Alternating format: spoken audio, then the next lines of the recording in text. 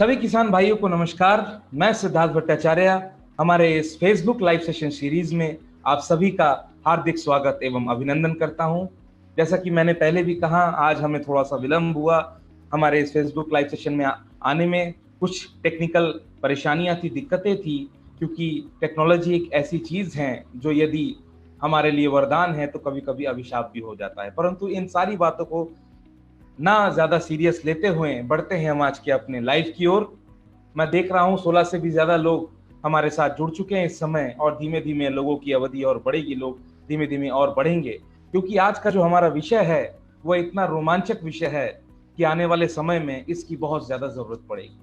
जैसा कि आप सभी जानते हैं कि जो खेती है, कृषि है, उसको कई कई वर्ष पहले मौसम का जुआ कहा गया था। और हाँ, आज भी हो सकता है ये सारी बातें कुछ हद तक सही होती हैं, परंतु इस जुए को अपने हाथ पे लेने के लिए किस तरह से मौसम को देखते हुए हम अपनी खेती को सुदृढ़ रूप से, सुचारू रूप से बेहतर कर सकते हैं, इसकी ओर आज हम आगे बढ़ेंगे। जी हाँ, आज का जो हमारा विषय है वो है मौसम का पूर्वानुमान तथा कृषि सलाह। यस, यानी वेदर फोरकास्टिंग और एग्रीकल्चर से रिलेटेड जो एडवाइजरी हैं उसके विषय पे हम आपसे बातचीत करेंगे। आज के जो हमारे एक्सपर्ट हैं जो हमारे साथ जुड़ेंगे आज, उनके विषय पे मैं आपको थोड़ा सा इंट्रोडक्शन दे देता हूं, उनका तारुफ कर देता हूं। जो आज के हमारे एक्सपर्ट हैं वह एग्रीकल्चर रिसर्च सर्विसेज ARS वैज्ञानिक रह चुके हैं। भारतीय कृषि अनुसंधान परिषद ICR के बड़े ही प्रख्यात वैज्ञानिक रह चुके हैं। 7 PhD स्टूडेंटों को उन्होंने गाइड किया है, 35 मास्टर्स MSc स्टूडेंट को उन्होंने गाइड किया है। इनके 13 शोध प्रोजेक्ट्स, रिसर्च प्रोजेक्ट्स हैं जो कि राष्ट्रीय एवं अंतर्राष्ट्रीय स्तर में हैं। ये हमारे जो एक्सपर्ट हैं ये रिटायर्ड प्रोफेसर एवं dean college of agriculture Acharya Narendra Dev university of agriculture and technology से इनका ताल्लुक था।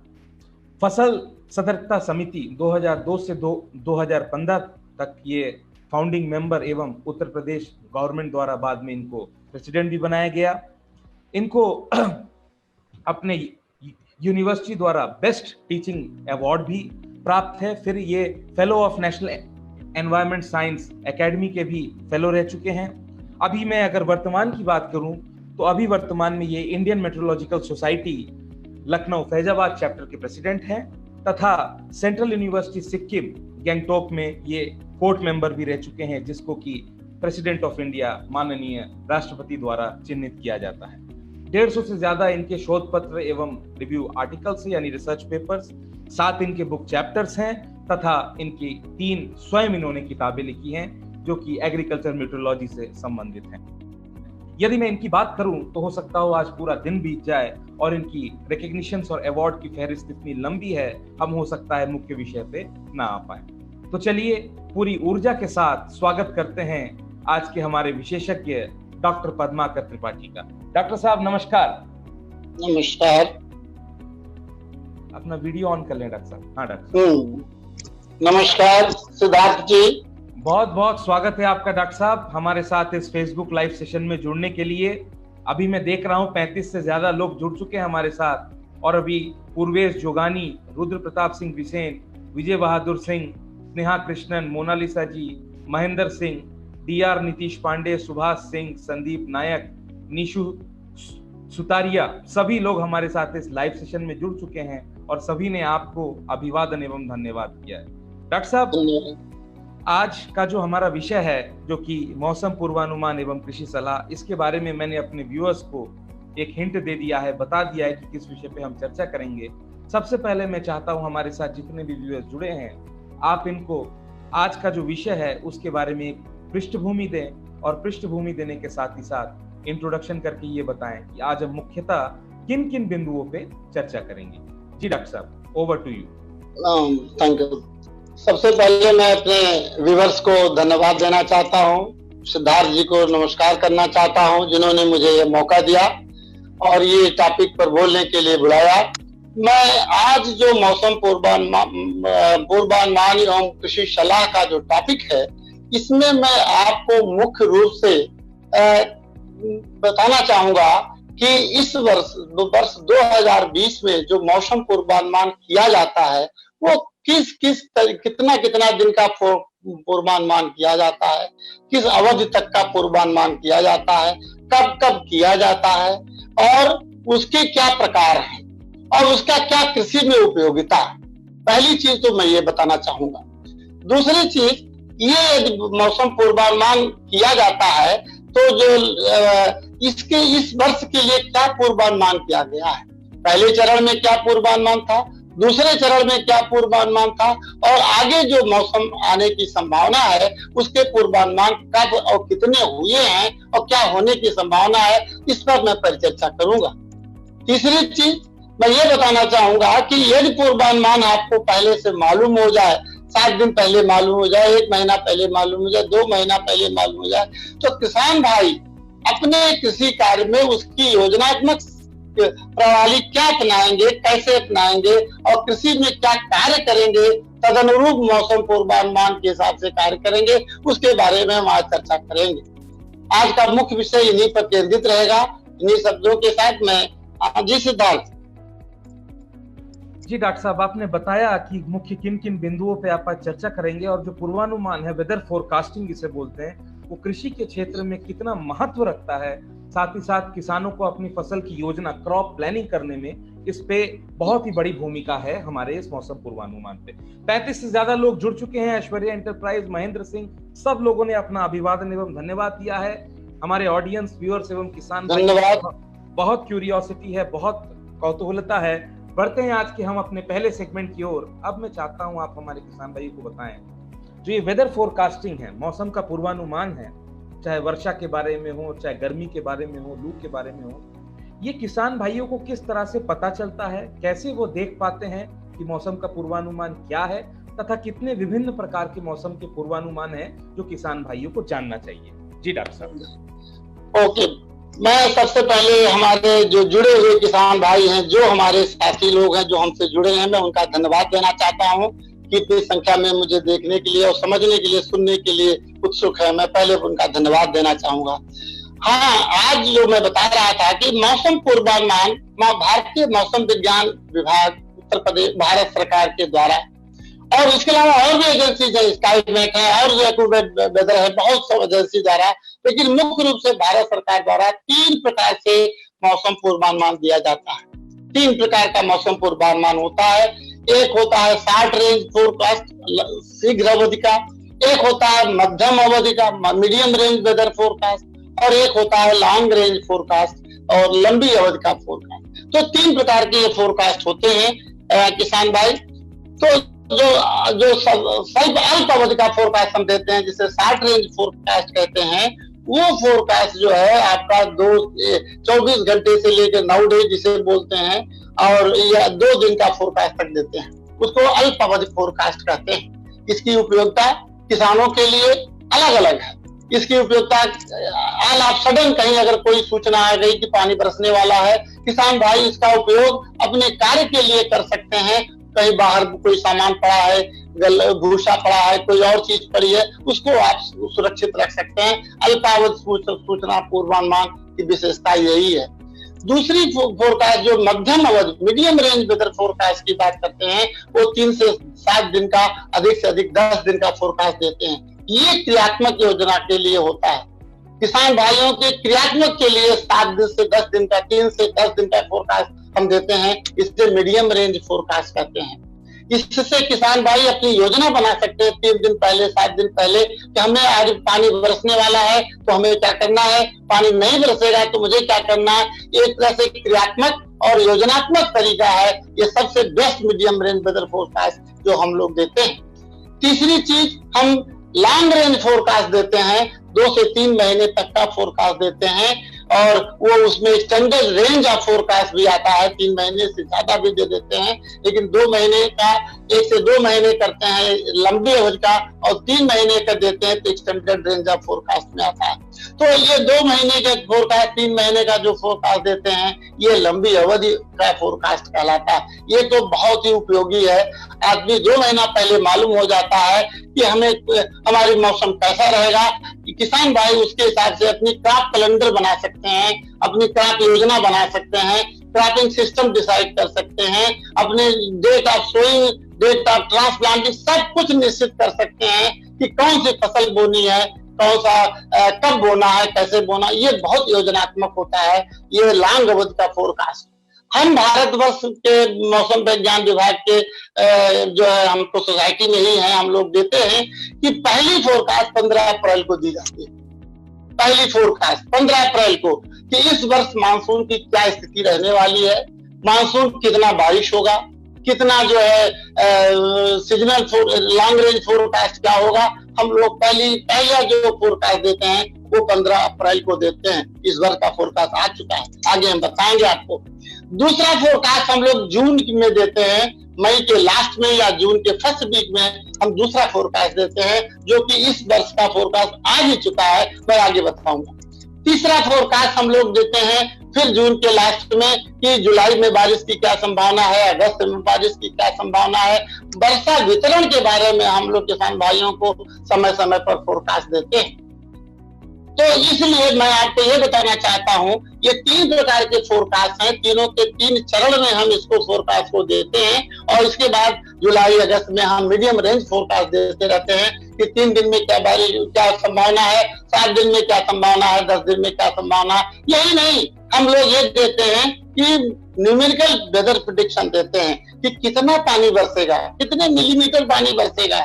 उस मिलीमीटर को हम लोग बांट देते हैं। किसान भाई मिलीमीटर ना समझ पावे तो उनके लिए हम बताते हैं कि भाई जो है 10 मिलीमीटर तक की वर्षा को हम हल्की वर्षा बोलते हैं, 15 मिलीमीटर के 30 मिलीमीटर वर्षा को हम मध्यम वर्षा बोलते हैं, 60 मिलीमीटर वर्षा को हम भारी वर्षा बोलते हैं, उससे ज्यादा को अति भारी वर्षा बोलते हैं। तो इस तरह से किसानों को हम हल्की वर्षा, मध्यम वर्षा, भारी वर्षा के रूप में 3 दिन पहले, 7 दिन पहले, 10 दिन पहले और 9 डे 24 घंटे पहले फोरकास्ट देते रहते हैं, मीडियम रेंज वेदर फोरकास्ट। तो आपको हर हफ्ते मिलता रहता है, हर मंगलवार और बुधवार को हम देते रहते हैं। जी सिद्धार्थ।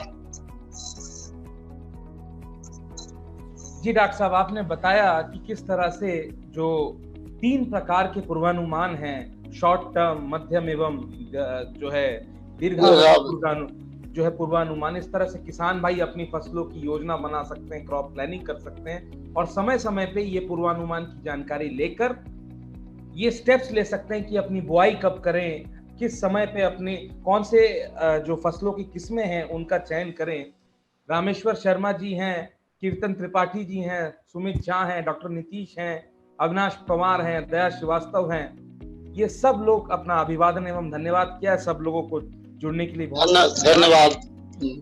अब आगे बढ़ने से पहले मैं पहला एक सवाल ले लूंगा। दया श्रीवास्तव जी हैं जो प्रतिदिन हमारे साथ जुड़ते हैं, बड़े ही हमारे प्रबल व्यूअर हैं और कई किसानों के बिहाफ पे कई किसानों के सवालों को सम्मिलित करके अपना एक सवाल पूछते हैं, तो उनका सवाल मैं ले लूंगा। दया श्रीवास्तव जी बोल रहे हैं, sir please guide us on the indigenous technical knowledge on whether forecast natural reaction. उनका कहना है कि यदि कोई मान लीजिए जानवर वगैरह उनका मूवमेंट शुरू हो जाता है आसपास, चींटी वगैरह, क्या उसको देखकर किसान भाई पूर्वानुमान लगा सकता है अपने स्तर पे कि हमें इस हो सकता हो, इस चींटियां आ रही हो, कीड़े मकोड़े निकल रहे हैं, मौसम बदल सकता है? तो थोड़ा सा इसके विषय पर मार्गदर्शन करें डॉक्टर साहब। धन्यवाद भाई किसान भाई। मैं जो आप परंपरागत की बात कर रहे हैं, पुराने जमाने में ये निश्चित रूप से था, जब हमारी टेक्नोलॉजी बहुत जो है डेवलप नहीं थी, तो यही सिस्टम जो आप बता रहे हैं, चींटियां कैसे चलती हैं, पक्षियां कहाँ उड़ रही हैं, किस कब उड़ रही हैं, शाम को इंद्रधनुष दिखाई देता है तो सवेरे पानी होगा, साँझे धनुष सकारे पानी। इस तरह की जो किंवदंतियां थी, पहले लोग केवल ऑब्जर्वेशन के आधार पर ये सब चीजों का अवलोकन करते थे और वर्षा का अनुमान लगाते थे।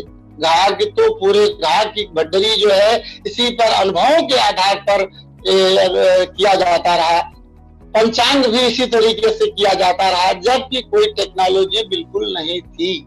आज टेक्नोलॉजी जिस गति से चल रही है उसमें अब जलवायु परिवर्तन किस तरह से बदल रहा है, मेरे अपने विचार से जो पुराने रीति रिवाज के जो झर्रे हैं वो बिल्कुल बदल से गए हैं।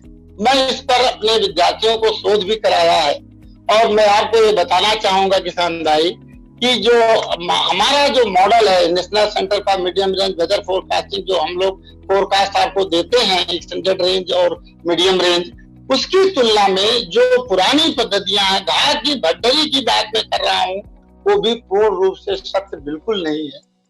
अब क्यों? उसका रीजन था, उस समय सत्य था जब कोई चीज नहीं था, वही हमारे पास साधन था। लेकिन आज स्थिति यह है कि जलवायु परिवर्तन के इस परिवेश में जहां बायोडायवर्सिटी इतनी ज्यादा है, लुप्त हो रही है, तो ऐसे स्थिति में उसका बहुत ज्यादा अवलोकन नहीं है। उसको आधार मान करके ना रखा, जहां एक सपोर्ट में उसको आप ले सकते हैं। लेकिन यह है कि डॉक्टर साहब ने ये बताया है, और ये भी हमारा जो टेक्नोलॉजी है, हमारी जो इंद्रधनुष है या चीटियां हैं, ये उसको सपोर्ट कर रही है, तो आपका कॉन्फिडेंस लेवल बढ़ जाएगा। क्योंकि हम लोग जो फोरकास्ट देते हैं वो एक्यूरेसी परसेंटेज हमारा पर अलग अलग है। जो मीडियम रेंज फोरकास्ट की एक्यूरेसी है वो 70 से 80% है, लॉन्ग रेंज की फोरकास्ट की एक्यूरेसी 60% है। तो उसको 60 को 80 बनाने के लिए आप इंडिजिनस टेक्नोलॉजी जरूर अडॉप्ट कर सकते हैं, और जिससे, लेकिन आपको हमारे जो मॉडर्न जो फोरकास्ट है जो हम लोगों का, इस पर आपको रिलाई होना पड़ेगा। आपको सपोर्ट के लिए वो हो सकता है, लेकिन पूर्ण रूप से वो आप इस जलवायु परिवर्तन के युग में पूर्ण सत्य नहीं है। जी सिद्धार्थ जी। डॉक्टर साहब, आपने बताया कि ये जो इंडिजिनस टेक्निक्स हैं, आईटी के नॉलेज है, ये एक सपोर्ट के तौर पे, एक जो है विश्वास के तौर पे किसान भाई इसको ले सकता है नॉलेज में। लेकिन पूर्वानुमान जो विभिन्न एक्सपर्ट भारत मौसम विभाग द्वारा जो दी जाती हैं, उन पे ज्यादा से ज्यादा भरोसा करें तो ज्यादा अच्छा होगा। आशा करते हैं डॉक्टर श्रीवास्तव जी आपको आपके सवाल का उचित जवाब मिल गया है। अगले सेगमेंट की ओर बढ़ने से पहले तो पवन कुमार पांडे जी ने भी आपको अभिवादन दिया, धन्यवाद जुड़ने के लिए। पुनीत मिश्रा जी पूछ रहे हैं कि डॉक्टर साहब, मौसम पूर्वानुमान की सार्थकता पर किसान कितना विश्वास कर सकता है? जी डॉक्टर साहब। देखिए, मैं उसी बात पर आ रहा था कि इसकी सार्थकता जो है, अब जो पहले की तुलना में मौसम पूर्वानुमान था, मैं आपको बताऊं, अब उसकी सार्थकता इतनी ज्यादा हो गई है कि जो नाउ डेज फोरकास्ट है, 24 घंटे का जो फोरकास्ट हम लोग देते हैं, या मीडियम रेंज जो 3 से 10 दिन का फोरकास्ट देते हैं, उसकी गारंटी तो 80% तक फोरकास्ट की सार्थकता है।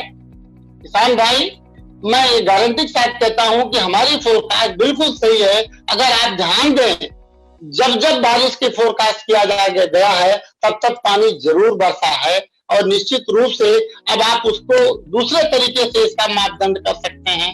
पहले बारिश वाइड स्प्रेड हुआ करती थी, मैं बताना चाहूंगा उस तार्किकता के संबंध में जहां आपको भ्रम हो रहा है। वो क्या रहा है, पहले बारिश जो है वाइड स्प्रेड होती थी, दूर दूर तक होती रहती थी, और आज स्थिति यह है कि पानी जो है बहुत छुटपुट बरसता है, टाइमली रेन नहीं होती, अनइवन डिस्ट्रीब्यूशन होता है। यहाँ बारिश हुई तो वहां नहीं हुई, थोड़ी दूर पर 5 किलोमीटर पर बारिश हुई, अगले 5 किलोमीटर के बाद बारिश नहीं हुई। ये खंडित वर्षा जो इस समय का एक प्रारूप बन गया है, इससे सार्थकता संदिग्ध लगती है। क्यों? क्योंकि बारिश जो है, हमने बताया कि पर्टिकुलर एरिया में बारिश होने वाली है, और पता चला कि जो है उस एरिया में ना रहकर दूसरे एरिया में आप है तो वहां बारिश नहीं हुई, तो आप कहेंगे कि इसकी सार्थकता खत्म हो गई। हमारा मौसम विज्ञान विभाग क्या करता है, इसीलिए पहले एक रीजन वाइज फोरकास्ट दिया जाता था। जब एक खंडित वर्षा होने लगी, तो अब उसको डिस्ट्रिक्ट वाइज किया जाने लगा। आपको बताएं, सार्थकता को और सिद्ध करने के लिए हम ब्लॉक लेवल पर फोरकास्ट देना शुरू कर दिए, और आपको बताऊंगा पिछले 2 साल से, पिछले साल से ब्लॉक लेवल पर हम फोरकास्ट देते हैं, क्योंकि एक डिस्ट्रिक्ट में सब जगह बारिश बराबर नहीं होती, इसलिए ब्लॉक लेवल पर देना शुरू किए। और आपको बताते हुए मुझे हर्ष हो रहा है, इसी सार्थकता को और कॉन्फिडेंस में लाने के लिए भारत सरकार ने अब ग्राम पंचायत लेवल पर मॉडल डेवलप करना शुरू कर दिया कि हम ग्राम पंचायत लेवल पर भी ब्लॉक के अलावा और नीचे डाउन अर्थ लेवल पर जाएं, कि हम ब्लॉक लेवल के अलावा ग्राम पंचायत लेवल पर फोरकास्ट देना शुरू करें, जिससे उसकी एक्यूरेसी और अच्छी हो जाए। तो सार्थकता जो 60 में रेंज है और मीडियम रेंज है उसकी तो 70 से 80% की सार्थकता है और इसको माने। और लॉन्ग रेंज जो फोरकास्ट है, जो 2 महीने 3 महीने तक की फोरकास्ट हम देते हैं, मैं उसकी सार्थकता के बारे में जरूर कहूंगा कि उसकी सार्थकता 90% नहीं हो सकती इतना लंबा, उसको 60% पर ही हम लोग अपने को रिजर्व अभी तक रखते हैं, लेकिन उसकी उपयोगिता दूसरी है। इसीलिए हम लोग लॉन्ग रेंज फोरकास्ट की एक्यूरेसी बढ़ाने के लिए जो मॉडल डेवलप कर रहे हैं वो तो कर ही रहे हैं। और स्मॉल स्केल पर जो हम लोग छोटे छोटे एरिया में सार्थकता बढ़ाने के लिए किसानों को मॉडल डेवलप करके और उनको पूर्वानुमान दे रहे हैं और उसमें 80% सार्थकता दे रहे हैं। ये हम लोगों का ये प्लान है। धन्यवाद जी सिद्धार्थ जी। डॉक्टर साहब, आपने बताया कि जो 3 अलग अलग पूर्वानुमान है उनमें किस पूर्वानुमान की कितनी सार्थकता है। आशा करते हैं पुनीत जी, डॉक्टर साहब ने कहा कि विश्वास रखे जो मध्यम अवधि तथा जो शॉर्ट रेंज फोरकास्ट है उसका जो सार्थकता ज्यादा है, भले ही जो दीर्घ अवधि है उसकी 60% है। और आजकल के जो बदलते हुए जलवायु क्लाइमेट चेंज की वजह से भी काफी फर्क पड़ा है। उदित सिंह जी हैं, शायद आपके पूर्व छात्र रहे हैं, वो आपको अभिनंदन कर रहे हैं, कह रहे हैं कि बहुत दिनों बाद आपको सुनने का मौका मिला है। धन्यवाद उदित सिंह जी हमारे साथ जुड़ने के लिए। सवालों की फहरिस्त तो और काफी है डॉक्टर साहब, दूसरा सवाल लेंगे, लेकिन उससे पहले हम बढ़ते हैं अपने अगले सेगमेंट की ओर।